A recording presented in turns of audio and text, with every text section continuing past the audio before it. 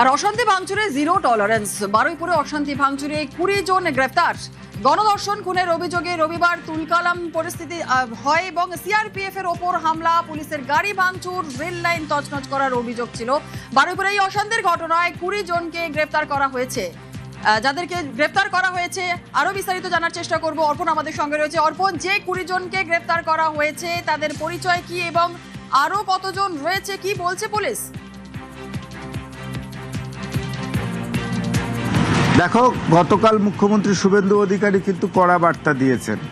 এই যে নাবালিকা খুনের ঘটনাকে কেন্দ্র করে উত্তেজনা এবং সেখানে যে তাণ্ডব চলেছে সেই তাণ্ডবে 200 জনকে চিহ্নিতকরণ করা হয়েছে।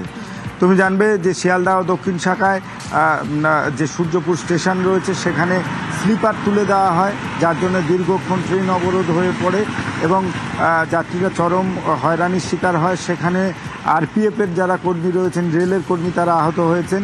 এটা একটি ভিন্ন মামলা রুজু করা হয়েছে, পুলিশের গাড়ি পোড়ানো এবং তার সঙ্গে একজনকে পিটিয়ে খুন। এই মোট 3টি আলাদা আলাদা মামলা হয়, যাতে 200 জনকে চিহ্নিত করেছে প্রশাসন, যার মধ্যে 20 জনকে ইতিমধ্যেই গ্রেপ্তার করা হলো।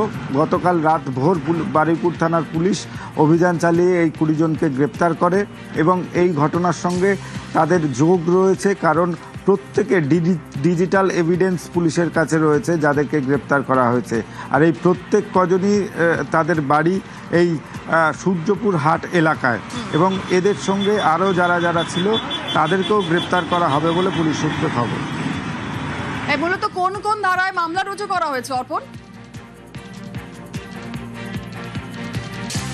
দেখো, এখানে সরকারি কাজে বাধা, পুলিশকে মারধর এবং সরকারি সম্পত্তি নষ্ট, তার সঙ্গে রেল পুলিশের তরফ থেকে আরপিএফকে যে মারধরের ঘটনা ঘটেছে সেখানে রেল অবরোধ থেকে শুরু করে রেলের অবস্ট্রাকশন করা, এর পাশাপাশি অগ্নিসংযোগের ধারা এবং পুলিশকে মারধর এবং সরকারি কাজে বাধা, এই সবকটি ধারাই কিন্তু যোগ করা হয়েছে।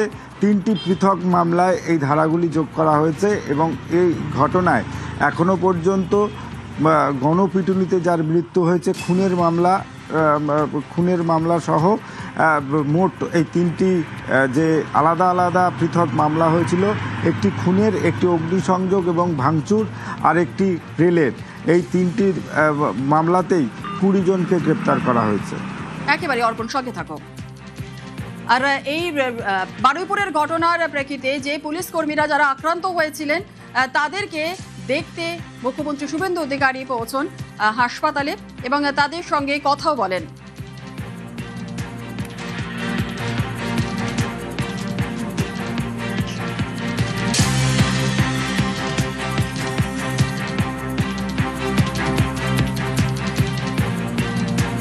বারুইপুরের আক্রান্ত পুলিশ কর্মীদেরকে দেখতে হাসপাতালে যান মুখ্যমন্ত্রী শুভেন্দু অধিকারী, তাদের সঙ্গে কথাও বলেন।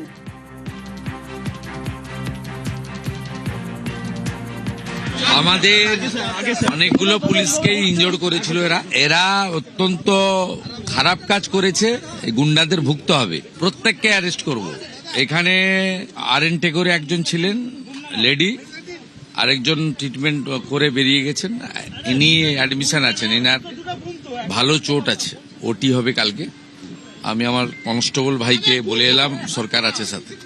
মহিলা কনস্টেবল ভর্তি আরএনটে করে, উনি এখন ঠিক আছে, উনার রিপোর্ট নিলাম আমি, ঠিক আছেন।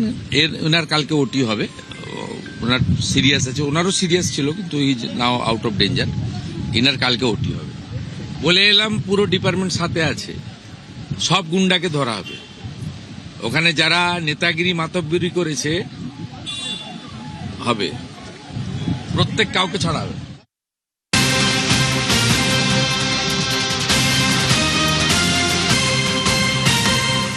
আর বারুইপুরে গণপিটুনির অভিযোগে ইতিমধ্যে আটক 3। গণধর্ষণ খুনের অভিযোগে রবিবার তুলকালাম পরিস্থিতি তৈরি হয়। অভিযুক্ত সন্দেহে গণপিটুনিতে নিহত ইন্দ্রজিৎ মণ্ডল। বারুইপুরে গণপিটুনিতে মৃত্যুতে খুনের মামলা রুজু। গতকালই মুখ্যমন্ত্রীর সঙ্গে দেখা করে ইন্দ্রজিতের পরিবার। মুখ্যমন্ত্রীর হুঁশিয়ারির পর অ্যাকশন। রাতভর তল্লাশিতে ইতিমধ্যেই 3 জনকে আটক করা হয়েছে।